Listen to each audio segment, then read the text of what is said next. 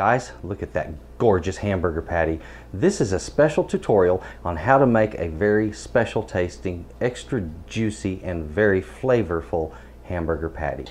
Let me get into showing you how to make this, because once you get started, there's no turning back, guys. Give this a shot. Well, howdy folks. Welcome to Texas Cooking Today. I'm Stuart Trotter, your host. Today we're going to be preparing some wonderful, delicious food. And what you're watching here, this is one of my tutorials. So if you're looking for all of the answers and all of the details about this recipe, you found the right video. If you just need the recipe, watch the previous episode. That's what that is. And thank you very much for watching. Now, let's get into this.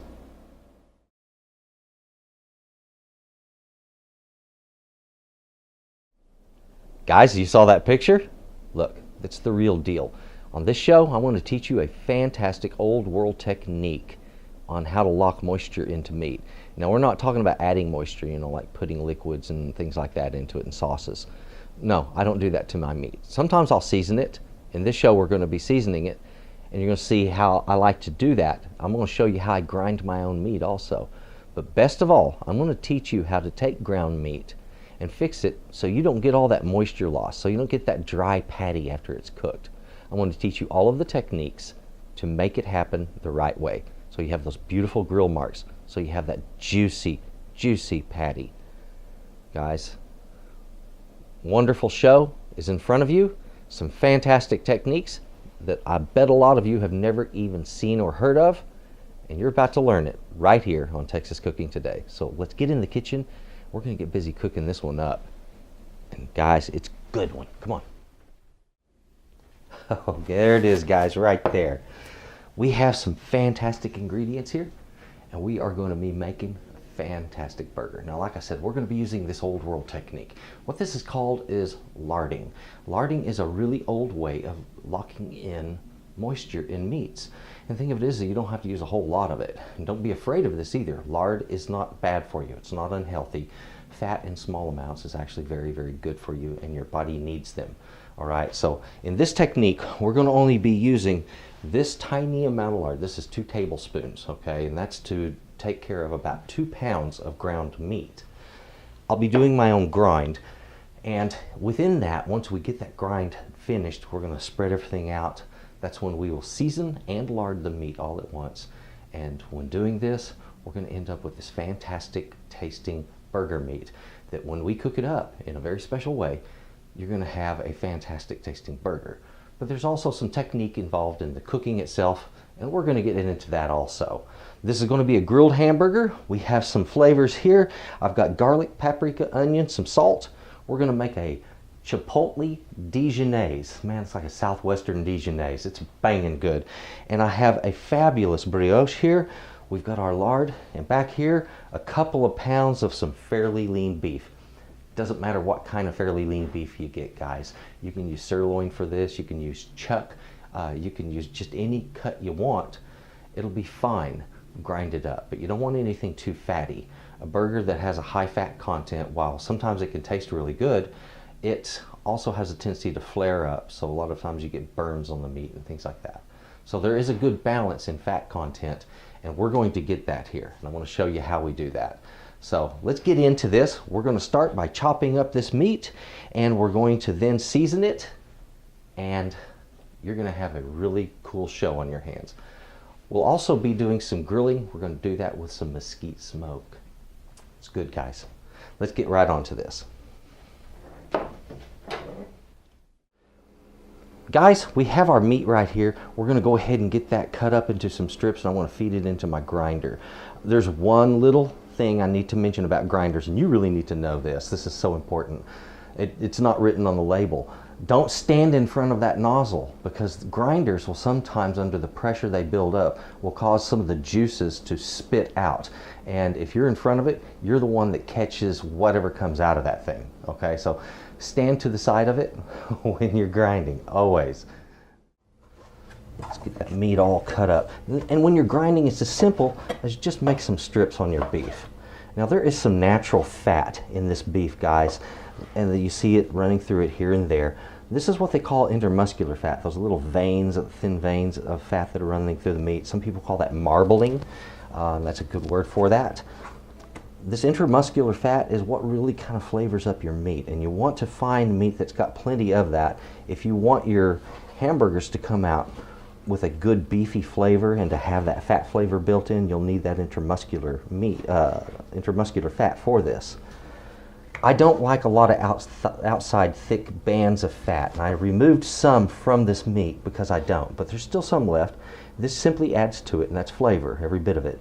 But if you get too much of it, your grill is going to flare up on you when you go to cooking this stuff, and you don't really want that consequence. So definitely remove any excess that you have there. Sirloin works good for this. Rump roast works good for this. Eye of the round is fantastic for burgers. So there's a lot of choices. Just grab some meat and get busy grinding.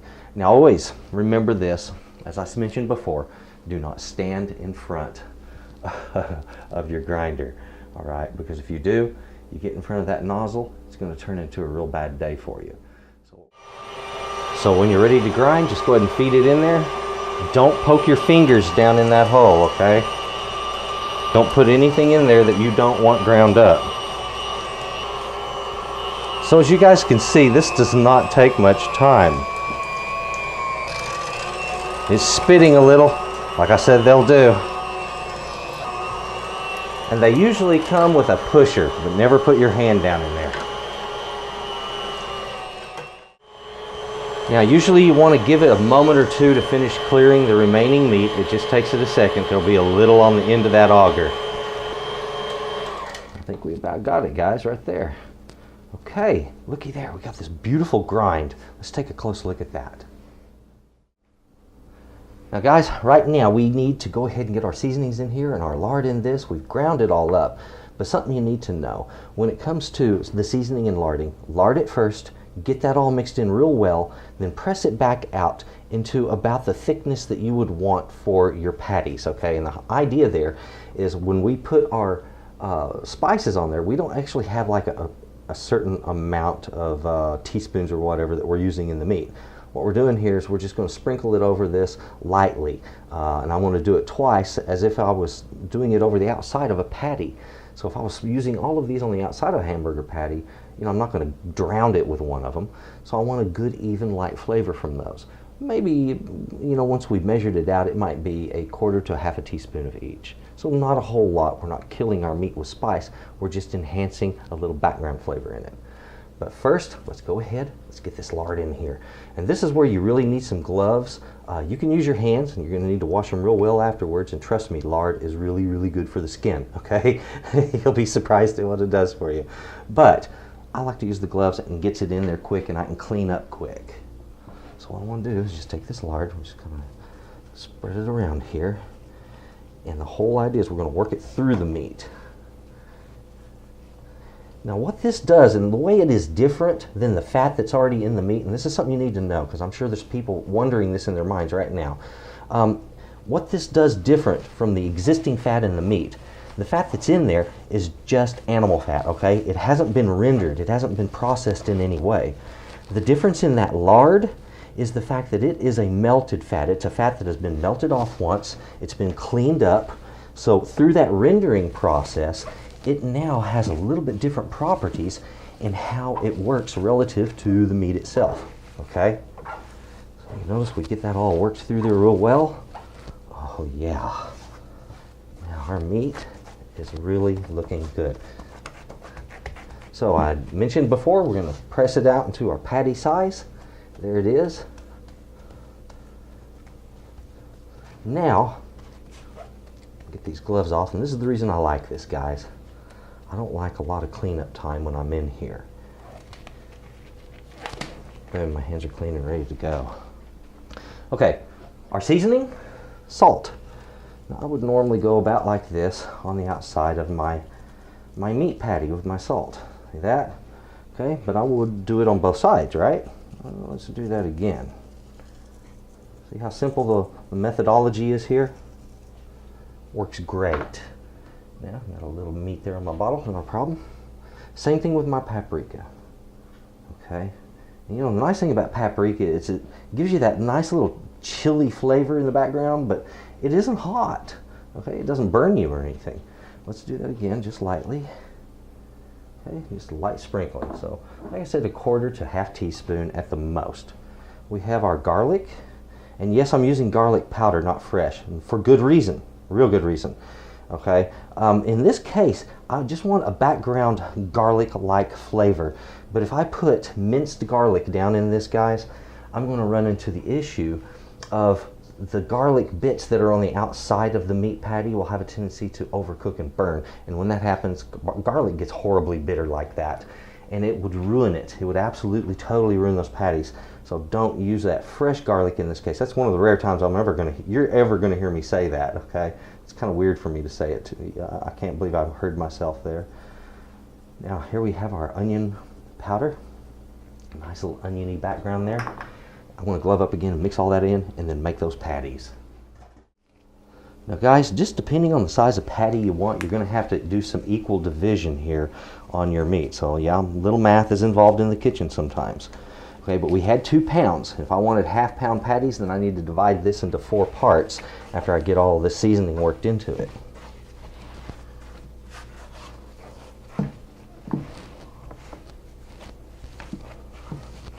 That's right, you see me just rolling that meat, working it in. That's all there is to it. Not too easy, or what? So now we have our seasoned meat. We don't have to do any more seasoning to it. It's ready to go as is. When this hits the grill, the inside meat's going to have a special flavor because of that.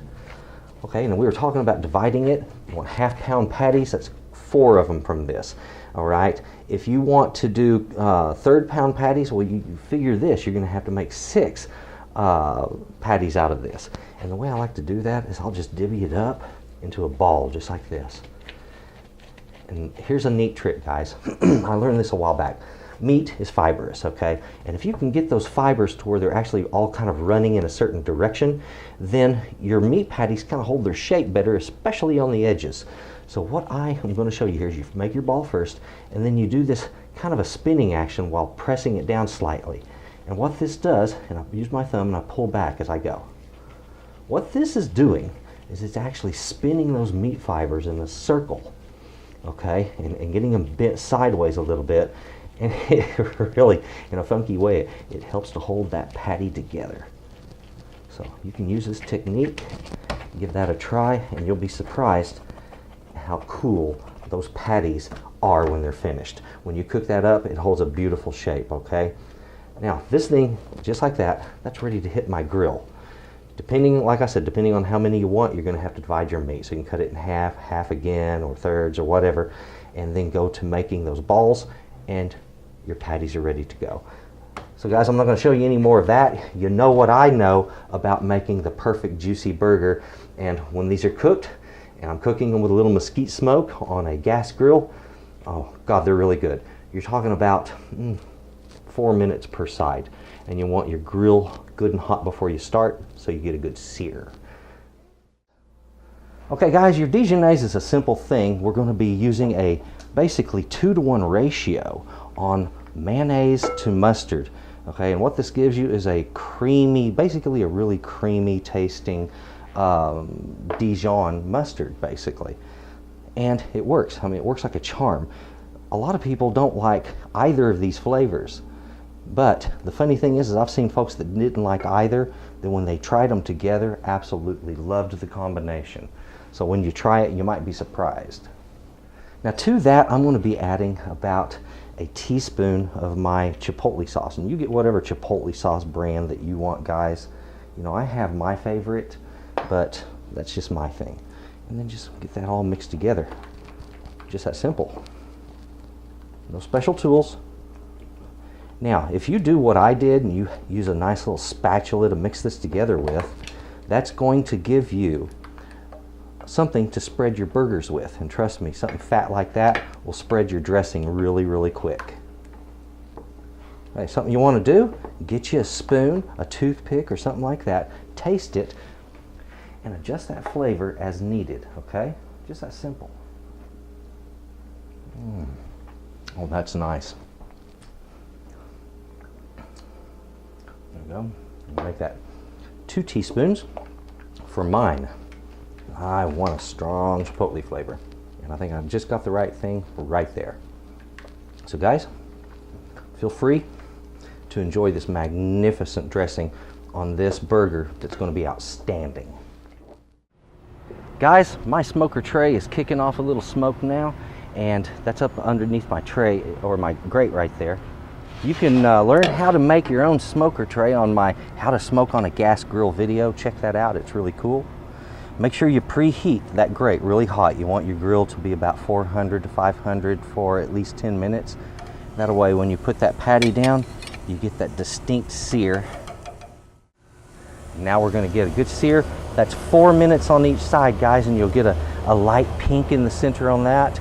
It'll be perfect. That's a medium well is what we're going for, and you can do that with that freshly ground meat. That's just perfect for that.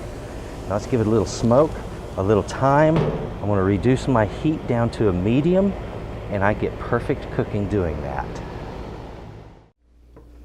Guys, we are finished cooking these burgers up. Oh God, these are beautiful looking hamburgers. The smell that's coming from this, you know, because of those spices that we put in there and everything. Let me give this a cut real quick. Let's take a look down inside of him. I'm getting a little messy here.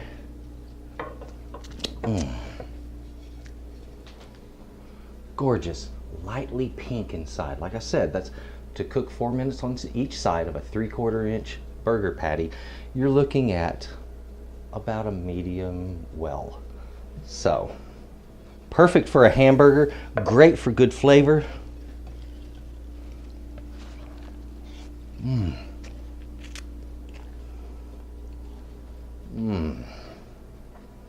Oh gosh, the spice, the juiciness of the beefy flavors, it's wonderful. Doing a hamburger like this really changes the game. That lard really is. It is a game changer when it comes to doing magnificent burgers. The spice pushes it right up there too. Smoking it extra on the outside, oh, it's wonderful. Please give this a try, guys. You're really going to be impressed with what you get. It's the best recipe I found for a burger patty, and I've always enjoyed it. I'm going to enjoy this one a whole lot. Guys, thank you very much for watching. If you haven't subscribed, please click that button. It really helps me. Click the like button. It helps a lot too. If you have a comment, a question, or a request or anything like that, just drop it down below in the comments there. I answer as many of those as I can possibly get to, and I read pretty much all of them. Thank you very much for watching Texas Cooking Today again. And folks, if you would, please just have a good day. Bye-bye. Well, there it is, guys. Texas Cooking Today tutorial. Thank you very much for watching this show and for watching Texas Cooking Today. If you would, please go to my channel. Check out what I have there. There's some wonderful recipes and some great tutorials waiting for you to try.